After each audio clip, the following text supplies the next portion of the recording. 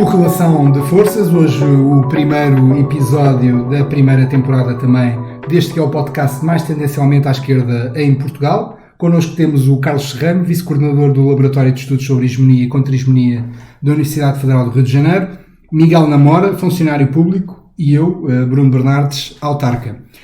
Dizer também a todos os ouvintes, já temos disponível o episódio 0 desta primeira temporada e hoje, que estamos a gravar no dia 8 de dezembro, vamos falar um pouco da reconfiguração da direita e aqui também focarmos um pouco no debate interno do PSD para as eleições para novo presidente do PSD. Pedro, o que é que nos tens a dizer sobre isto? Eu acho que é uma grande tragédia a situação do PSD. O PSD é liderado por uma das poucas pessoas que eu considero relativamente apresentáveis naquele partido, que é o Rui Rio, que faz parte de uma... Mas também não há grandes opções, não é? Do naipe de líderes europeus que são, de certa forma, de outra geração. Exato. Nascidos dos anos 80, 90, em que a direita ainda assumiu um papel de responsabilidade e se assumia como mãe do Estado Social, como parte do Estado Social e da forma como o sistema demoliberal europeu evoluiu. E dois challengers. O Luís Montenegro, que é uma espécie de Jorge Lacão do PSD. e como é que se chama o outro? Miguel Pinteluz. Que ninguém sabe quem é, exatamente. Pronto, o debate foi uma miséria.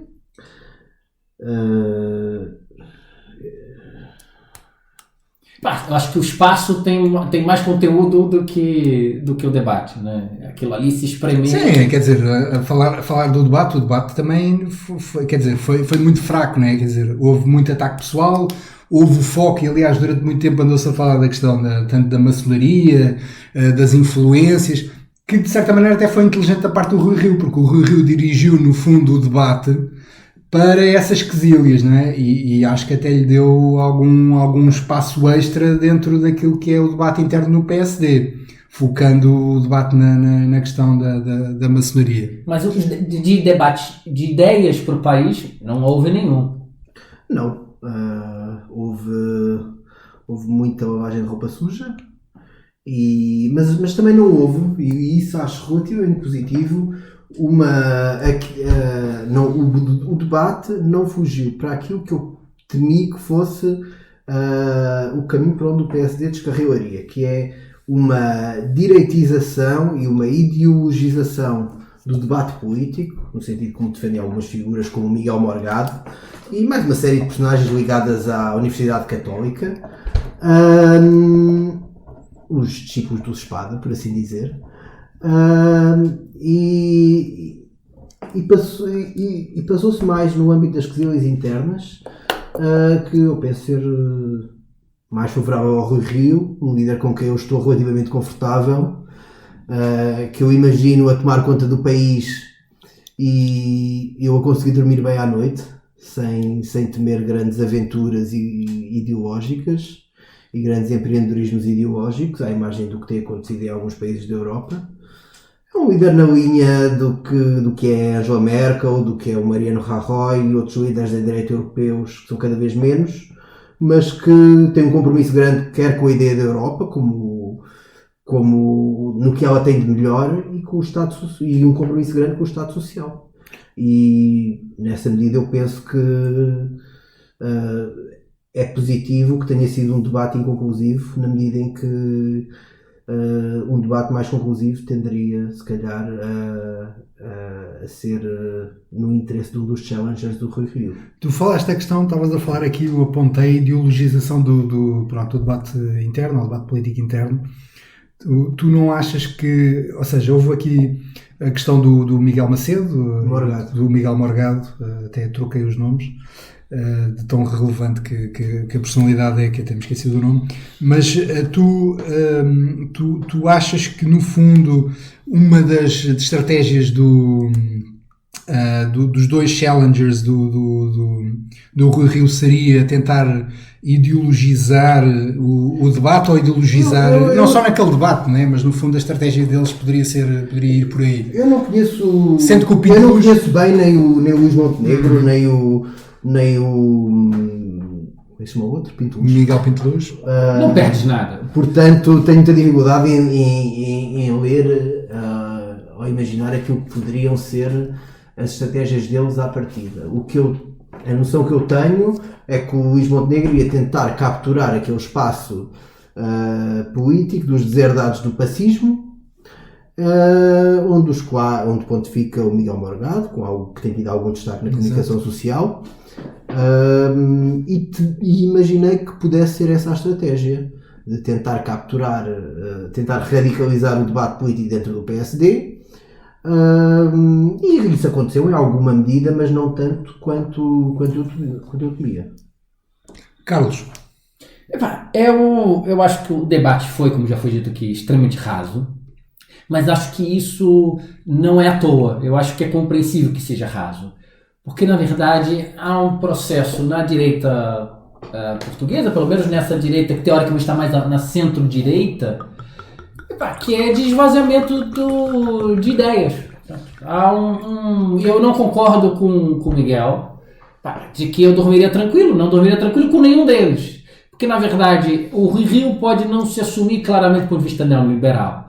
Mas a política fundamental do PSD é o debate que no Zero nós fizemos sobre o Trump. Né? O corpo do PSD é um corpo neoliberal. E o neoliberalismo hoje tem uma tendência à radicalização, inclusive para posições de extrema-direita. Porque, na verdade, o neoliberalismo e o fascismo não tem grandes diferenças, assim.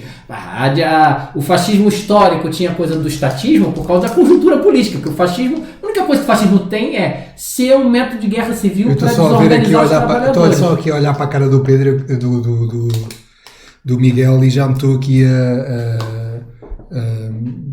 como conheço o Miguel, já abrir aqui um pouco o que é que o Miguel estava a pensar enquanto estavas a dizer isso.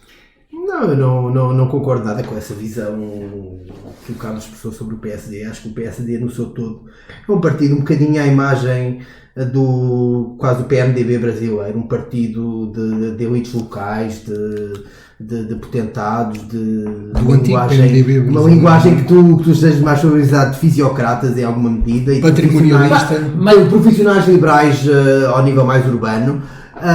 E acho que essa dimensão de mais radical, mais abertamente à direita, abertamente neoliberal, é verdade que tem crescido nos últimos anos, mas continua a ser uma dimensão que está presente ao nível de algumas elites. Acho que esteja presente nem ao nível do próprio partido, nem ao nível do seu eleitorado. Veja, exatamente porque são elites locais, eles não têm um projeto de sociedade estruturado. Exatamente por isso, o que acontece?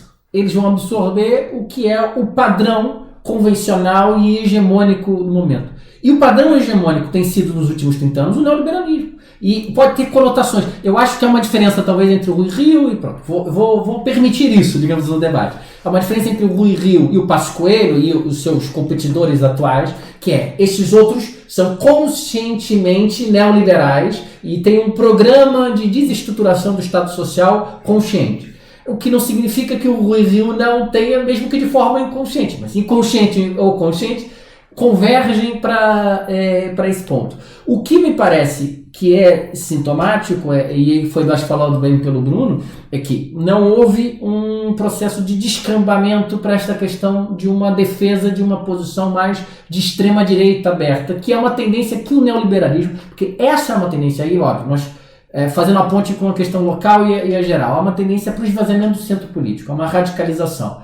Inclusive com a ausência de alternativas sociais colocadas, mas claramente isso tem descambado mais para a direita do que para a extrema-direita do que para outro lugar. E acho que bem, nesse aspecto não se expressou. Mas acho que também não se expressou porque as medidas que, por exemplo, o Montenegro vai defender são medidas que são completamente impopulares. Se ele defender isso antes das eleições, ele está completamente perdido. Mas eu acho que isso, de certa forma, deve nos tranquilizar em alguma medida, porque as bases do PSD e as estruturas do partido, porque têm noção da impopularidade de algumas dessas medidas, ou todas elas, se quisermos, não vão embarcar facilmente, ou tenho essa esperança, não vão embarcar facilmente numa aventura desse género, embora a verdade é que a conjuntura internacional pode oferecer algum consolo àqueles que defendem que esse é o caminho para a tomada do poder, porque esse tem sido o caminho para a tomada do poder da direita em muitos países do mundo e inclusive da Europa. Posso fazer uma nota antes, que acho que o Bruno já está querendo comentar? Claro. Não, ainda tens aqui mais um minuto ou um minuto e meio. Está bem, pronto. Eu também te interrompi há pouco. Eu queria apanhar um pouco essa questão da direita, não saindo um pouco do PSD, mas a questão do CDS, por exemplo. O CDS tem uma crise, né, fundamental, que não é só eleitoral, mas é de estruturação. Porque o CDS sai lá de 25 de abril como o partido mais à direita do espectro político. E vai tentando se manter nesse espaço político. Mas com um problema, porque internamente junta-se uma tendência inicialmente democrata-cristã, depois uma tendência liberal, uma tendência das viúvas do salazarismo. Europeísta, depois europeísta. Sim, na verdade ele tenta ficar no espectro mais à direita. É o catch-all party na extrema-direita. Na extrema-direita. Não diria extrema-direita. Mas a direita. Mais dura. E o problema é que a democracia cristã foi sendo... junto ao melhor do partido cartel com o partido catch-all. E foi sendo limada, como a expressão no Brasil, mas foi sendo expurgada. A democracia cristã sai Adriano Moreira e o Freire do Amaral, que acaba inclusive escorraçado, tiram o retrato dele, enviam para a sede do PS, que é inclusive deselegante. Pronto. E o que se consolidou foi uma ala mais conservadora e uma ala mais neoliberal. O problema é que surgiram e emergiram concorrentes que são neoliberais e fundamentalistas, o que não significa que são radicalmente de extrema-direita, porque a iniciativa liberal, não se engane, é de extrema-direita, é uma posição à extrema-direita, e o André Ventura, que é um oportunista, ele escreveu 5 anos uma coisa atrás, agora diz outra, ele vai ocupando espaço a Trump. É um oportunista competente, sabe ocupar, sabe o espaço que tem e que quer ocupar o estado de extrema-direita. Isso é interessante, não sei se vocês viram, o Daniel Oliveira escreveu um artigo onde apontava alguns desvios neoliberais do programa do Chega, nomeadamente na educação e na saúde, onde basicamente se defendia uma privatização quase total e uma retirada do Estado em absoluto, e no dia a seguir o André Ventura tirou o programa do site e anunciou uma reconfiguração do programa que vai ser colocado em moldes que preservam o Estado Social. Sim, porquê? Isso é um alinhamento com o que é a extrema-direita europeia. Exatamente. Que depende, porque assim, é o que eu sempre tenho que dizer, a extrema-direita, o fascismo, ele só tem um elemento comum, é um regime, ou propõe-se a ser um regime de métodos de guerra civil para desorganizar as organizações populares. Se ele vai ser mais estatista ou não, depende da tradição histórica, depende do momento histórico. Nos anos 30 era mais estatista, hoje é neoliberal. Pinochet foi extremamente neoliberal. Sim. Tá? Em França, a Le Pen ainda é a antiga Frente Nacional, agora a Assembleia Nacional, era mais estatista. E os outros são mais... O Vox já tem uma política mais neoliberal econômica. O problema que eu acho que para o Chega aqui é que surgiu na extrema-direita também a iniciativa liberal, que aí já apanha-se com um fundamentalismo neoliberal total. Então o Chega e o iniciativa liberal ocupam um espaço por completo o CDS, que leva à fratura do CDS. A tendência é que o eleitorado mais conservador, menos neoliberal, mas mais conservador, mais extremado, vá para o Chega, e os mais neoliberais vá para o iniciativa liberal. E sinceramente não vou chorar uma lágrima pelo CDS. Não se perde nada, concordo em absoluto, não se perde nada. Sim, talvez os mais saudosos do sistema partidário, porque eu aliás ia começar por aí. Eu acho que alguns podem ir também para o PSD, não há motivo nenhum em termos de que é o substrato ideológico, se não são cristas ou como é que se chama, o Adolfo Mesquita Nunes, estarem perfeitamente no PSD. Aliás, eu ia referir isso também, porque começando pelo sistema partidário português. Eu acho que o CDS é um anacronismo que sobreviveu até agora e que eu acho que à direita em Portugal sempre houve dois anacronismos do ponto de vista falando do ponto de vista programático e ideológico. O PSD e o CDS são anacrónicos, até pelo próprio nome, são completamente anacrónicos, mas são conjunturais da revolução, não é? E, portanto, o sistema partidário, a correlação de forças do sistema partidário baseou-se muito na revolução. Eu acho que, inclusive, é interessante, há umas semanas atrás discutiu-se a questão do 25 de novembro, a importância do 25 de novembro.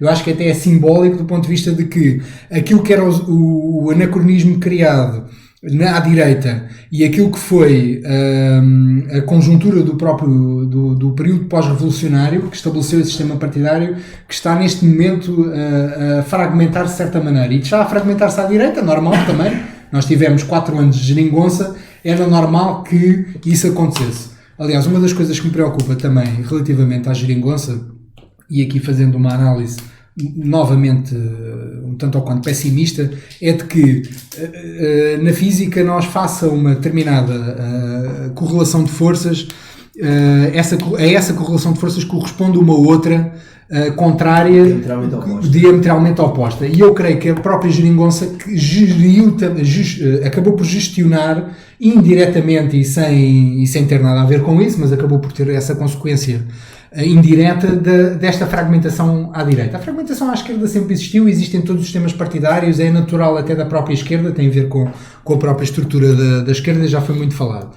Esta questão do sistema partidário que está a alterar-se completamente, a própria não se alterou tanto na geografia eleitoral que nós temos desde 76, mas ela está-se a alterar do ponto de vista de correlação de forças do sistema partidário.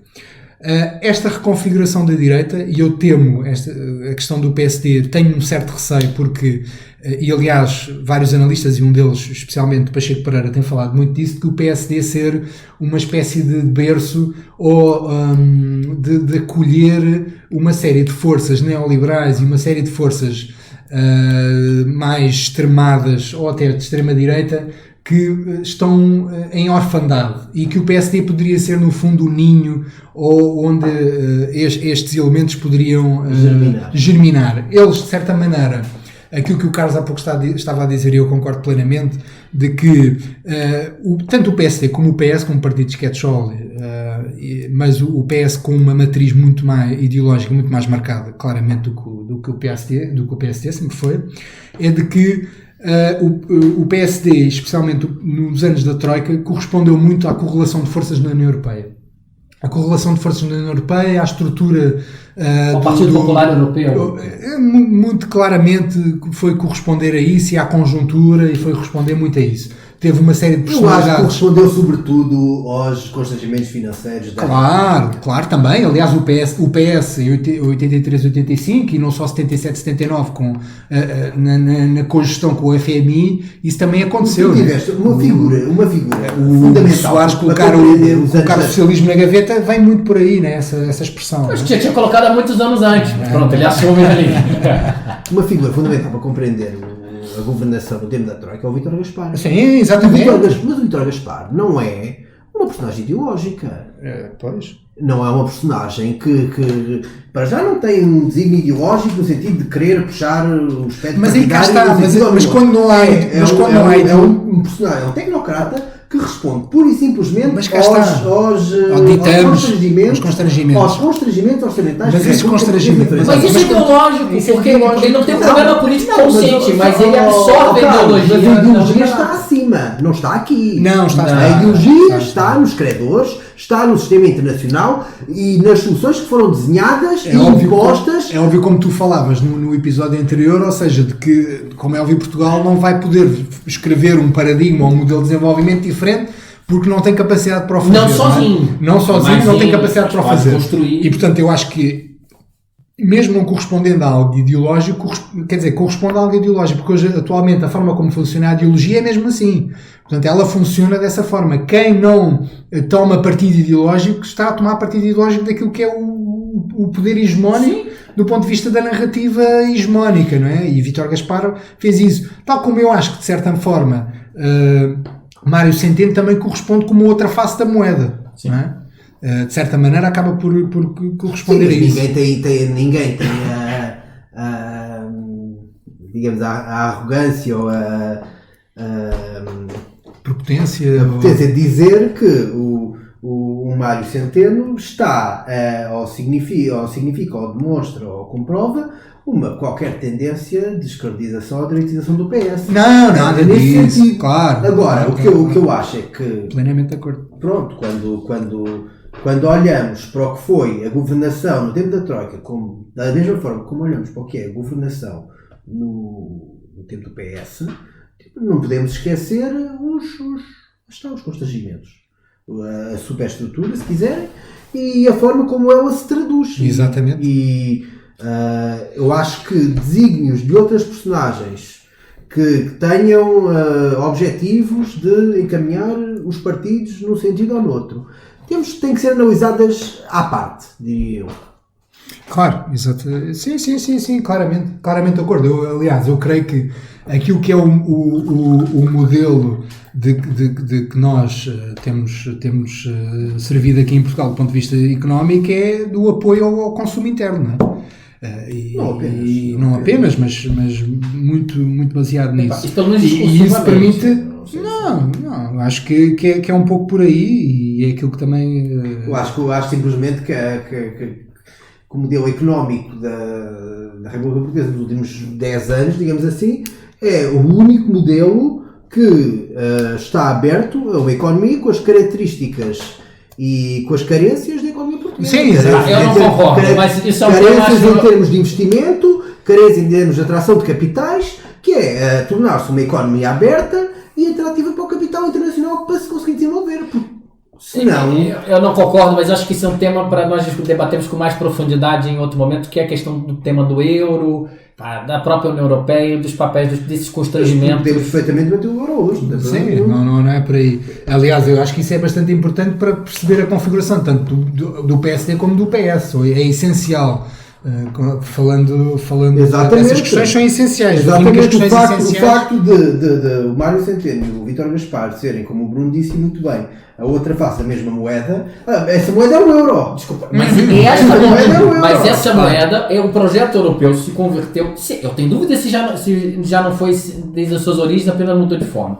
Mas fundamentalmente, dos anos 90 para cá, quando a conversão da Comunidade Econômica Europeia para a União Europeia se converte numa grande união neoliberal e que estabelece regras para aprofundamento do neoliberalismo. O euro, inclusive, é um elemento de desorganização das economias periféricas da União Europeia. Em primeiro lugar, o elemento neoliberalismo já vem de trás, não vem dos anos 80. Nos anos 80, com o mercado interno, o ato único... Sim, mas há uma radicalização com a União Europeia, eu concordo contigo. Mas porque o euro significou um processo que serviu a Alemanha, porque a Alemanha, nos anos 80, foi pressionada pelos Estados Unidos, a Alemanha e o Japão, para valorizarem as suas moedas. Isso que levou à crise do Japão, que nunca mais saiu dessa crise, principalmente no final dos anos 80 e dos anos 90 para cá. Mas a Alemanha encontrou um mecanismo, que foi o euro, que desvalorizou o que era o marco alemão e sobrevalorizou a pontos destrutivos para as economias nacionais, para Portugal, para a Grécia, para a Itália. Isto que o Carlos disse é muito interessante e é verdade relativamente aos efeitos do euro para a economia alemã e as consequências do euro para a economia alemã. Agora, o que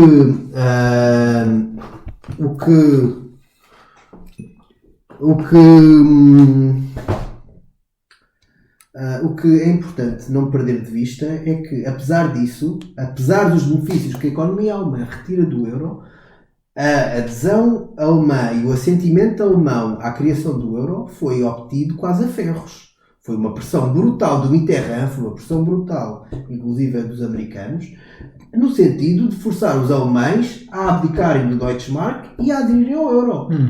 Porque temiam ficarem atrelados a uma série de economias que eles consideravam subdesenvolvidas e tendentes à inflação e que eles temiam que contaminassem a própria economia alemã. Colocava em causa o regime ordoliberal, no fundo.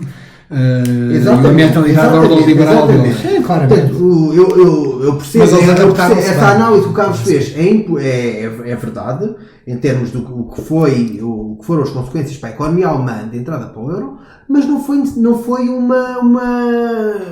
houve uma intencionalidade. Pelo contrário. Às vezes os atores políticos não têm consciência dos seus próprios interesses. E às vezes Isso é verdade, isso é tanto verdade. contra ou favoráveis a... Exatamente. Não é uma... Porque eu acho que, Mas inclusive, eu erro na ciência política. não foi só os atores políticos, foi os atores Económicos económicos e Eu sei, porque isso não é... houve uma decisão do Cole que foi contra tudo o que era a inteligência e a burocracia e a estrutura económica da Alemanha, que era completamente apegada à ideia do Deutschmark, à estabilidade dos preços, e que foi contrariada... Bem, eu queria, para nos focarmos aqui... Sim, vamos voltar para a direita portuguesa. Senão andamos aqui a dar uma grande volta. Não, mas isto é importantíssimo para perceber... Claro. É assim, as superestruturas partidárias e superestruturas políticas europeias correspondem às microestruturas que são os nossos partidos a nível nacional. Portanto, isso eu não tenho dúvidas nenhumas, porque isso é importante. Correspondem mais a uns partidos do que outros. Claro, óbvio. Há mimetismo, existem processos de mimetismo, existem processos de adaptação conjuntural e é óbvio que eles aproveitam. Eu queria, só para terminar aqui a questão do PSD e a questão do CDS, aqui por um lado, houve uma tentativa, e eu creio que existe uma tentativa por lado de Montenegro. Miguel Pinto Luz talvez tenta fazer aqui uma ponte entre Rui Rio e Fernando Montenegro, mas eu creio que aqui é Luís Montenegro, mas a questão aqui que eu vejo na ideologização do debate político no PSD, que é uma tentativa de Montenegro, porque no fundo tem nas suas fileiras de apoio algumas destas pessoas que têm um interesse de retorno a um certo debate, ou aceitação pelo menos no debate sobre os anos da Troika. É importante naquilo que nós antes estávamos a falar, no mimetismo, aqui com determinados movimentos europeus, com uma visão da política monetária, da política fiscal e por aí fora. Mas é interessante observar que o PSD, por causa da sua própria geografia eleitoral, é um partido, como o Pedro estava a dizer, muito enraizado do ponto de vista regional, ou seja, tem elites políticas regionais e caciques políticos locais que é por isso que dão apoio a Rui Rio, muito numa visão, de certa maneira, eu não direi se calhar do ponto de vista daquilo que é a JSD hoje, mas do ponto de vista daquilo que é... O JSD está mais no campo das elites intelectuais do PSD. Possivelmente, sim, em grande parte, algumas delas não, mas em grande parte sim. Mas aquilo desculpa, que tem um fator regional também, do norte, do sul... Tem, claramente. E eu creio que isso, de certa maneira, salvaguarda a direita portuguesa de um pouco esta contaminação neoliberal ou contaminação ideológica demasiado demarcada, que não permitiria, por exemplo, que o Rui Rio disse, algumas coisas interessantes no debate, é que o Rui Rio disse no debate que, por que razão é que eu não posso olhar para o Orçamento de Estado ou por quer que seja, para fazer um arranjo de regime com o Partido Socialista. Eu creio que isso é muito mais tranquilizador do ponto de vista de eleitorado do que do ponto de vista, e não só, para um eleitorado médio português, que aliás houve uma sondagem que saiu do eleitorado médio nacional em que dá mais de 40% ao Rui Rio face aos outros, não é? E portanto completamente demarcado. Isso não é o eleitorado que vai votar nas eleições do PSD. Não está nada das primárias. Exatamente. Pronto, agora, em relação ao CDS, eu creio que o CDS aqui está num processo há aqui duas medidas. No fundo, por um lado, uma ideia de que que o CDS, para além de ser o partido do táxi, ou o partido do Uber, mas neste caso é mais do táxi, de duas formas. Do táxi porque tem o número de deputados que tem, mas também porque, de certa maneira, entra um bocado no discurso do taxista, não é? Ou seja, se entra no discurso do taxista, num discurso reacionário, e tenta, achando que tendo um discurso reacionário vai buscar aquilo que perdeu do ponto de vista da iniciativa liberal do Chega, ou por outro lado mantém uma postura mais moderada, mais ao centro. E este é o grande debate que vai acontecer no CDS, e eu não sei de que forma é que o CDS vai resolver esta questão. O CDS tem agora 3 candidatos a líder, um dos quais, e visto de fora parecer-me a mim o mais forte, o João Almeida, vai tentar manter o CDS mais ou menos como ele é, uma espécie de catch-all ali à direita. E depois tens o Chicão, não é? Que já é uma orientação mais à extrema-direita. O Chicão provavelmente o que faria, o Chicão ou alguém mais dessa extrema-direita, mas tenta ir buscar algumas identidades. Não, o que ele vai caçar votos para ali. Uma orientação mais dura, seja o Chicão, seja o Nuno Melo, seja outra pessoa dessa linha que aparece entretanto, que é o Lobo Xavier, não é o Lobo Xavier, Não, Há um lobo qualquer que agora está a falhar o nome. Mas não interessa, não é o Eu objetivo. esqueci-me também. Eu acho que a tendência natural dessa linha é meter um pé em cada campo, um pé no Chega e um pé na Iniciativa Liberal. Fazer um discurso duro, nomeadamente como o Telmo Correia, que se tentou juntar à manifestação dos polícias e foi variado. Exatamente. E depois fazer ao mesmo tempo um discurso liberal na economia. Eu acho, se eu tivesse que fazer uma previsão, diria que é mais por aí, mas... E a questão do Nuno Melo, eu acho que só para apanhar essa questão, apanhar o Nuno Melo, por exemplo, fez elogio já nesse ano ao Vox, da extrema-direita, que na verdade...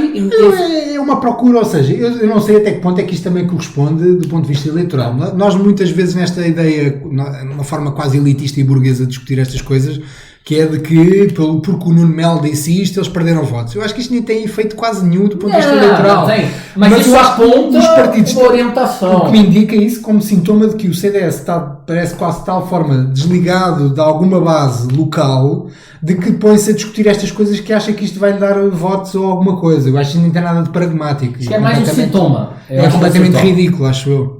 E aliás, viu-se a campanha eleitoral das europeias, o Nuno Melo foi claramente isso, achando que falava destas coisas, ou falava do Sócrates, constantemente, que isto teria algum efeito, não teve efeito nenhum. Que a São Cristas fazia o discurso mais moderado. Mais moderado, exatamente. E introduzia ali um momento de funcionalidade que era completamente...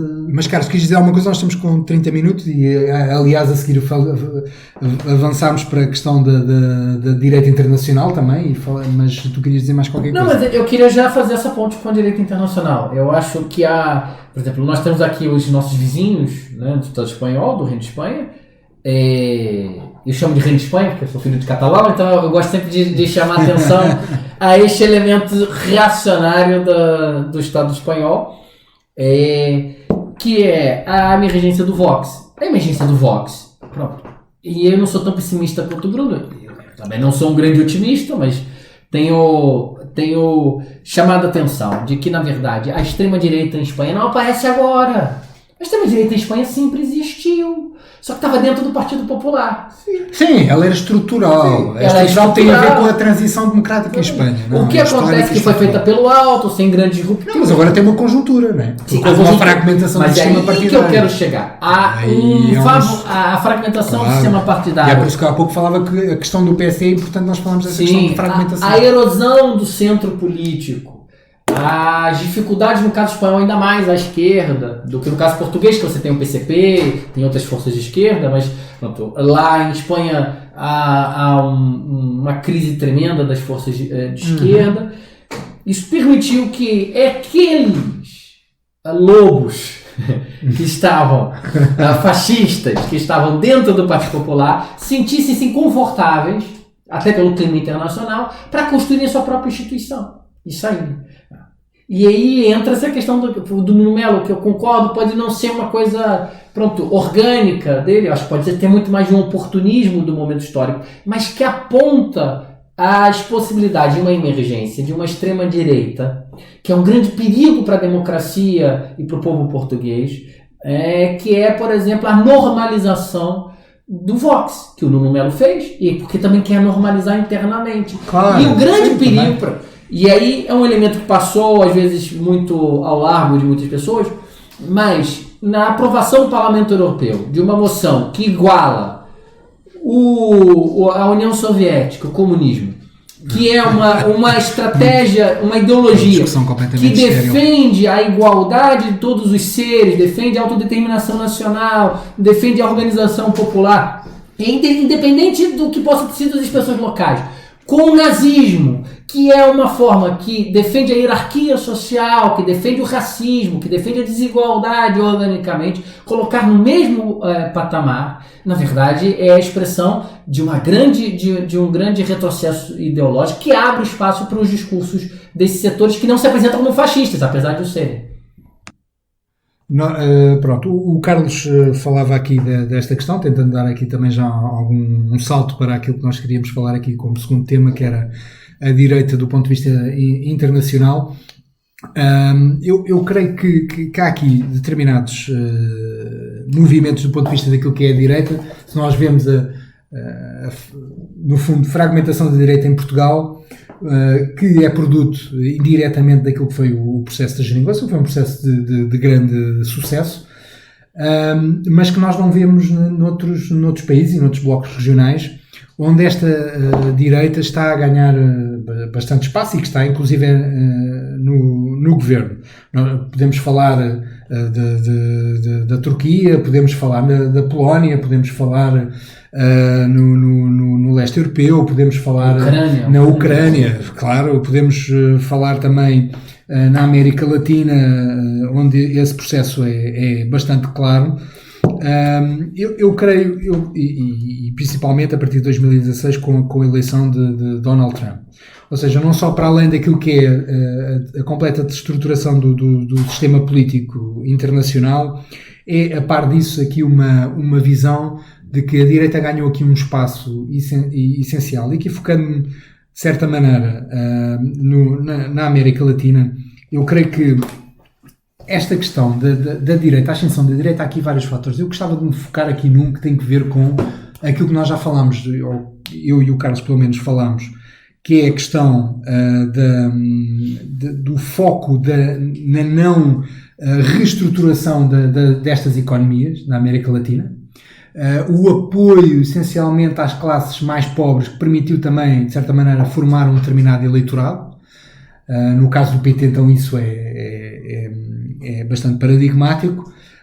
E, por outro lado, aquilo que eu acho que é muito importante, que é o facto de que os partidos de esquerda que estiveram no governo, seja por coligação, como são regimes presidenciais, existe muito esta necessidade da coligação parlamentar e a coligação partidária.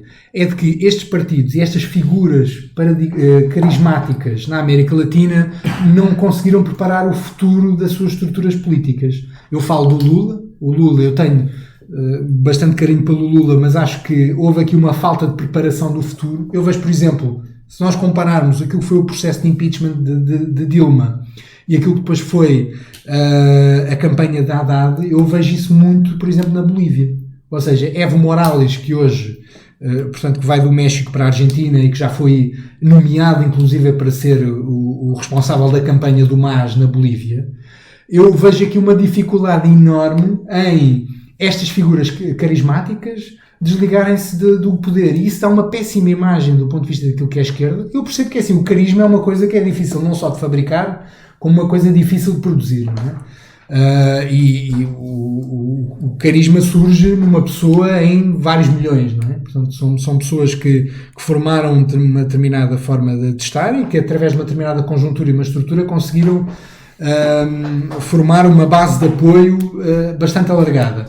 Mas eu creio que estas pessoas e estas estruturas, como não são estruturas fixas, não são estruturas rígidas como acontece nos partidos europeus, não permitiram a formação de determinadas elites políticas à esquerda que permitisse a sua manutenção no poder. Eu vejo, como é óbvio, há aqui movimentos económicos que foram interessantes e que possivelmente poderiam indicar que a esquerda se mantivesse na América Latina, mas isso não aconteceu muito por causa do próprio processo político. Eu vejo aqui o processo político como um fator estruturante e essencial para nós percebermos a ascensão, inclusive, da direita na América Latina. Eu vejo, por exemplo, no caso do Brasil, e para encerrar o meu contributo nesta parte do debate, que, por um lado, a questão securitária, que é bastante importante e continua a ser bastante importante na questão do Brasil, e a questão da quebra do preço das commodities no mercado internacional, que levou a uma crise no Brasil, que aliás aguentou-se bastante bem os primeiros anos após a crise internacional. Vejo isso como fatores importantes, mas vejo também o próprio processo político que dificultou aqui a manutenção da esquerda nestes países e a manutenção, de certa maneira, uma tentativa de universalização da política social nestes países, que permitiria ganhos no bem-estar social das pessoas e maior rendimento e uma forma de distribuição diferente, que eu penso que agora está completamente condenada. E vejo com grandes preocupações, por exemplo, o caso da Bolívia, em que este governo de gestão vai ter aqui um espaço, pelo menos até março, abril, para apresentar uma forma diferente de governo contrária àquilo que foi o MAS e o Evo Morales na Bolívia, e que vejo, por exemplo, aquilo que foi logo em novembro, no início de novembro, a questão que foi a Bolívia ter que ir procurar outras formas de ter acesso ao petróleo e ao combustível, que foi um debate na comunicação social à volta disto, que permitiu também que o próprio governo de gestão atual tivesse aqui espaço de manobra para discutir politicamente que há aqui um ataque dos comunistas, há aqui um ataque da extrema-esquerda, nós temos que ter uma alternativa completamente diferente. Eu não sei qual é a tua perspectiva acerca disto, Carlos, como brasileiro também. Primeiro, não é um governo de gestão, é um governo golpista. Tem muita dúvida de que se vai ter eleições com mínimo de lisura no processo. É um golpe, inclusive, é uma coisa a ser debatida. A OEA já veio, o secretário-geral da OEA já veio admitir que afinal já voltou atrás, não é? Que afinal os 5% dos votos que faltava a apurar, que eram essencialmente voto rural, inclusive... Sim. Que não terá o resultado eleitoral, o Evo Morales é o vitorioso. Exato. O que eu acho que é discutível é a estratégia dele se lançar. O grande problema é ele lançar-se outra vez, não é? Isso, e aí ter perdido o referendo para a alteração constitucional. Eu acho que aí o grande problema tem a ver com a não superação dos limites da institucionalidade burguesa que nós temos. Não, mas é outra coisa, que eu me esqueci de dizer e que tu estavas agora a falar, quer dizer, tal como no processo de impeachment de Dilma, em que houve uma completa bipolarização do debate, a bipolarização só ajuda à direita e estes movimentos de direita. Sim, e é um golpe de Estado, isso é um tema... Eu temo quem é que surja na Bolívia, na direita, que ainda não seja conhecido na comunicação social ou que tenha alguma relevância, que surja aqui com uma perspectiva de poder... Eu acho que inclusive é um tema para ser debatido depois em outro episódio, porque é um tema longo, que são os modelos novos de golpe de Estado, que variaram muito. O modelo boliviano é sui generis, né? Utilização de milícias, sequestro de parentes, etc. Mas me atendo um pouco tempo que eu tenho aqui ainda a esse tema. Você falar de 1 minuto e meio. Sim, da institucionalidade. É que eu acho que o que acontece é a dificuldade na superação do modelo de institucionalidade burguesa. Pronto, houve um avanço em relação à Bolívia em relação à questão do reconhecimento do direito das nações indígenas. Isso é um grande avanço. Mas ficou na questão... E não só, quer dizer, a Bolívia, quando se discutiu, a direita sempre discutiu só, e continua a discutir a Venezuela, por razões óbvias, não é? E nunca se discutiu a Bolívia. Não, e nunca se não porque é um desastre de governação. Um desastre de governação. Isso é outro debate. Isso é outro debate. Pode ser outro debate, mas é um facto. Não, e nunca ninguém falou da Bolívia, não é? Sim, mas eu acho que a Bolívia era elogiada a gestão macroeconómica da Bolívia no Economist e no Financial Times. Exatamente, é um modelo. Sim, mas eu só quero me apegar à questão, vamos dizer, da institucionalidade, só para concluir essa ideia. A Bolívia integrou uma série de classes pobres, quer dizer, que não... de forma sustentada. Se eu puder concluir minha linha de raciocínio, eu passo para o Pedro para ele poder discordar. Pronto, eu acho que é um elemento da institucionalidade, que se não há uma ruptura com uma nova forma de organização do Estado, que se baseie em organizações para além das organizações do parlamento, etc., que inclua a organização popular. E quando não há este avanço, que eu acho que é um grande limite do processo boliviano, o que acontece? A figura carismática acaba sendo o elo que permite a continuidade de todo o processo dessas políticas públicas. É próprio do regime presidencialista também. E qual é o grande problema? Eu tenho uma figura no Brasil, o Leonel Brizola, que é uma grande figura, foi o único gajo que foi governador de 2 estados do Brasil. Foi governador do Rio Grande do Sul, antes do golpe, e foi governador 2 vezes do estado do Rio de Janeiro, uma figura conotada da esquerda. Acho que a história, inclusive, teria sido diferente se tivesse sido ele para o segundo turno em 89 contra o Fernando Collor de Mello, que era o candidato neoliberal, e não Lula. Mas pronto. Mas é uma figura que nunca conseguiu fazer um sucessor. E não é nem por falta de carisma dos seus sucessores, porque há figuras, inclusive, muito carismáticas. Mas o problema é a conciliação entre o carisma o corte e uma política coerente. Essas pessoas que ele produziu foram todos monstros. Ele geriu monstros. E monstros que depois foram contra ele e contra toda a política. César Maia, Marcelo Alencar, toda a política do Estado do Rio de Janeiro, Antônio Guerra, todas as figuras, tudo que vem depois do Brizola são filhotes do Brizola, só que todos foram à direita e de forma diferente. E por quê? Porque não se pode ficar na dependência do carisma. Esta é a questão que eu quero fechar. Há que se apostar em novas formas organizativas, que congregue o aparato que existe hoje. Até porque eu concordo com o Pedro, ele falou isso já no último programa, falou nisso. Nós temos que ter também noção das limitações que estados periféricos têm em relação aos estados hegemônicos. Ok. Pronto. Mas dentro dessas limitações é possível se avançar. E eu acho que o grande elemento problemático que nós tivemos é em todas essas experiências na América do Sul, na maioria deles, pronto, houve limitações. Talvez, eu acho que podemos para a Venezuela, que é uma grande polêmica, etc. Mas, por exemplo, a Venezuela fez uma coisa que nenhuma dessas experiências fez, que foi alterar a institucionalidade das Forças Armadas. Pois claro, então é aquilo que mantém o regime. Mas não é errado! A construção de uma nova institucionalidade das Forças Armadas, do ponto de vista progressista. Efetivamente, o que foi feito foi transformar as Forças Armadas em narcotraficantes. E aí eu vou levantar, vou bater a porta, eu vou embora e nunca mais volto. Isso é um absurdo. Não, mas foi claramente. Eu só queria dizer aqui... Não estou a dizer que foi um desígnio fazer isso, mas foi isso. Antes de confundir com a Colômbia. Eu antes de dar a palavra, antes de passar ao Pedro, eu queria só aqui dizer, por exemplo... o avanço do índice de preço ao consumidor, porque eu acho que isto é importante para nós percebermos aquilo que é a ascensão da direita vive muito à custa disso.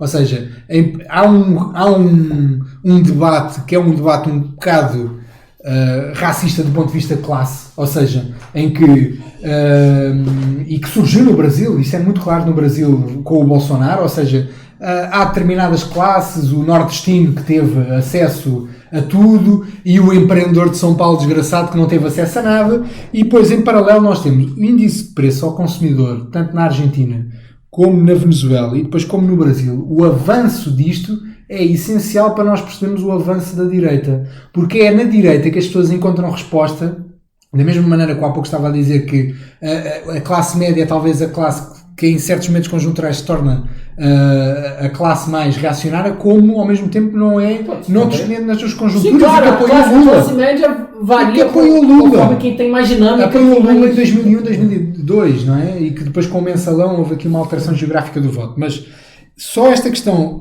incluída em um índice de preço ao consumidor ligado à inflação e à aceleração de preços, é essencial para nós percebermos aqui a ascensão da direita numa série de países em que é importante esta questão em que a classe média olha para a direita com uma esperança para alguma forma de normalização da sociedade. Porque essas experiências não mexeram com as futuras dependência desse não, claro que não. Pronto, claro que não. Esse é o último limite. Tu tiveste em nível médio na América Latina uma baixa daquilo que é a distribuição de rendimento, continua a ser muito alto, para os 10% mais ricos, e tiveste um aumento pequeno, mas tiveste um aumento das classes mais pobres, não é? Nos decís mais pobres. E, portanto, mas é óbvio que isso coloca... Na questão da produção, esse é o elemento... Claro, exatamente. Pedro, Miguel, desculpa. É só uma série de apontamentos. Eu não sei tanto como vocês da América Latina, mas tenho aqui... Não, falei da América Latina... Dois ou três apontamentos. Estava mais confortável para falar neste momento disso. Mas... Sobre esta história da inflação, eu queria só lembrar aqui que a União Soviética só se sedimentou como União Soviética porque teve como Ministro das Finanças um homem chamado Sokolnikov, que teve como principal objetivo da sua política financeira impedir que houvesse qualquer processo de hiperinflação na União Soviética. Mas não foi com austeridade. Foi! Mas a austeridade criou a recessão económica. Não foi. A austeridade sobre os camponeses. Porquê é que achas que os camponeses morreram da maneira que morreram nos anos 20 e 30? Porque teve que criar, exportar um processo de coletivização. Isso foi uma acumulação primitiva de capital socialista. Seja o que tu fores, mas havia aqui um lampejo de lucidez que percebeu que nós não podemos chegar lá ao desenvolvimento através da impressão de moeda. E é uma noção que infelizmente continua a não ser dada como adquirida por muitos líderes da esquerda, nomeadamente na América Latina. Esse é o primeiro apontamento. Segundo apontamento, acho que infelizmente o desenvolvimento da reação nos últimos anos da direita contra a hegemonia da esquerda na América Latina, infelizmente é uma nova página, é um virar de página naquilo que tem sido um bipolarismo atávico entre direita populista e esquerda populista, não quero fazer uma equivalência moral entre as duas, acho que a direita é pior, não tenho dúvida nenhuma quanto a isso, mas acho que também há um elemento de incapacidade de aprender lições da parte da esquerda. Da esquerda, exatamente.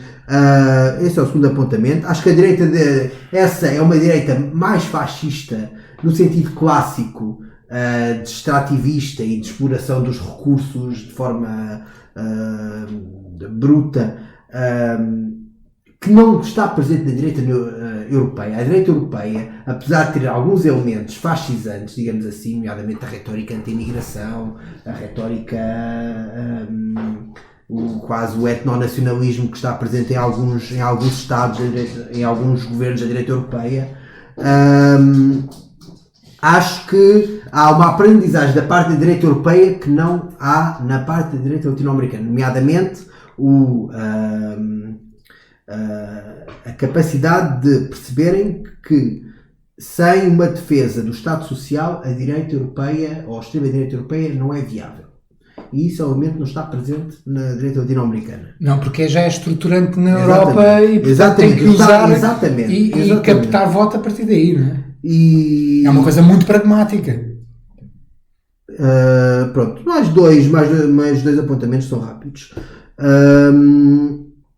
Segundo, acho que nos faltou ainda, um apontamento que nos faltou ainda também é olhar para a direita como contracultura. Durante muitas décadas, o que era a contracultura, e isso era o elemento de atração para os jovens, para os desenraizados, o elemento de atração e de contracultura era a esquerda. Porque a esquerda é que era antissistema. E, hoje em dia, pelo menos na Europa, é a direita que é antissistema, que é contra-sistema. Discursivamente antissistema. Não só discursivamente. Isso é o meu último elemento. Na União Europeia, tu, quem tens a contrariar mais a ortodoxia neoliberal e a ortodoxia digamos assim, da austeridade e dos constrangimentos financeiros, é a direita. É na Polónia, é na Hungria e vai ser no Reino Unido com o Boris Johnson. Exatamente. E pronto, exatamente. É isto que eu tenho para dizer. Carlos, nós vamos então agora para o nosso momento montra final. Se o Carlos quisesse responder, eu tinha todo o gosto em ouvir a réplica dele. Estamos com 52 minutos. Queres uma tréplica? Na próxima, nós continuamos no próximo episódio. Vamos com uma tréplica. Tá bem. Eu não concordo, eu acho que é uma avaliação incorreta em relação à extrema-direita europeia. Não em relação à extrema-direita latino-americana. A extrema-direita latino-americana é fascistante, o caso boliviano é sintomático. A Bolívia tem uma tradição nazi, na verdade histórica. Os nazistas estiveram lá desde sempre, antes mesmo do partido nazista estar consolidado na Alemanha, já tinha nazistas lá, o Erich Hoppe foi para lá das SA. E aquilo tem um papel. E que tem a ver, e acho que é um elemento que nós não falamos aqui, o papel dos Estados Unidos. Há inclusive uma piada muito comum na América Latina. Não é tanto no Brasil, mas no resto da América Latina, América de língua castelhana. O Brasil é mais piada sobre português, não é? A piada que há lá é a seguinte, por que nunca houve um golpe de Estado nos Estados Unidos? Porque não há embaixada americana.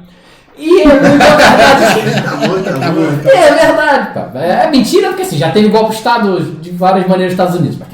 Mas esse típico que nós temos não. Então, o papel dos Estados Unidos no apoio à extrema-direita hoje na Europa, na América Latina, é fundamental. Mas na Europa, eu não acho que vejo que a extrema-direita seja tanto apoio ao Estado Social. Porque, como eu falei, a extrema-direita varia conforme as necessidades locais. O que a extrema-direita quer fazer é desorganizar os trabalhadores. E eu vou dar um exemplo, para fechar com isso, e até para podermos ter outros temas para outro. Eu acho que o PAN, o Partido Pessoas, Animais, Natureza, tem um núcleo ali possível de extrema-direita, que já se expressou, por exemplo, numa concilia na margem sul, que fez uma declaração contra os ciganos.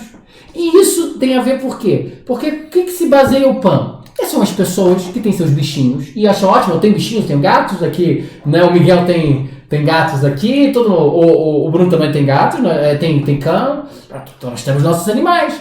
Mas o que acontece? É que as pessoas estão solitárias, porque o próprio sistema desorganiza as pessoas e joga as pessoas para individualização. E o que acontece? O que o fascismo quer é desorganizar os indivíduos e organizar em massas que sigam os seus líderes. Pronto. E muitas dessas pessoas que estão solitárias, porque a sociedade se organiza de maneira solitária, a única referência de afeto que tem são seus animais. E acaba sendo uma massa de manobra, porque eu não estou dizendo que o PAN é de extrema-direita, mas dentro do PAN há de tudo. E conforme agora o PAN, agora que tem 4 deputados, não tem mais um, vai começar a aparecer essas diferenças no processo. Eu acho que para terminarmos isto também, e em relação ao PAN, só um pequeno comentário, é que eu creio que isso pode ser muito interessante para nós debatermos num próximo episódio, de certeza, é que o PAN tem uma franja que eu acho que já corresponde a uma espécie de ódio ao humano. E isto é bastante importante para discutir, mas não creio que seja fascisante, mas eu creio que é de certa maneira um ódio ao humano. Pode ser aproveitado. Pois, pode ser, mas creio que não seja através do PAN. Bem, nós vamos então agora para a montra final, este momento que é dedicado à montra final do Preço Certo, que é um programa que nos é muito querido. Pedro, o que é que tens hoje aqui no montra final? Eu vou só recomendar um livro que eu estou neste momento a ler. É uma reprodução do facsímile da primeira edição, publicado pelo Público há umas semanas, de um escritor que eu não conhecia, mas que se insere no movimento neorrealista português, o Bernardo Santareno, e o livro chama-se Nos Mares do Fim do Mundo, e é uma espécie de diário que relata as vivências dos pescadores do bacalhau na Terra Nova e na Groenlândia, onde a bordo dos navios onde o Bernardo Santareno foi médico de bordo. Temáticas sempre centrais no neorrealismo.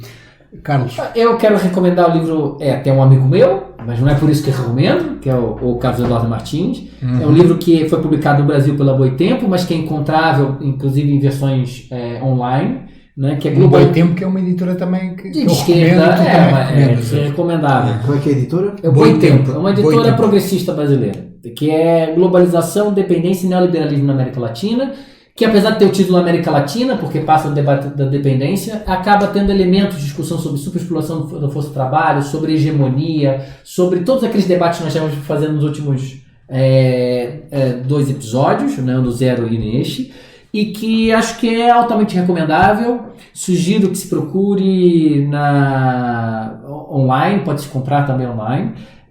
Até porque, além do autor, tem o prefácio do Teotônio dos Santos, que é um dos fundadores da teoria marxista da independência, com que eu tive o prazer de trabalhar, trabalhei com os dois. E tem a Orelha do Missader, que também é um grande intelectual brasileiro, da esquerda brasileira. Acho que é altamente recomendável. Não sou o presidente Marcelo Rebelo de Sousa, não vou fazer aumentar as vendas absurdamente dos livros dele, mas eu acho que eu posso dar um pequeno contributo aos nossos ouvintes com essa sugestão de leitura, porque trata de temas da realidade contemporâneos e que são fundamentais, inclusive, não só para a América Latina, mas para a Europa.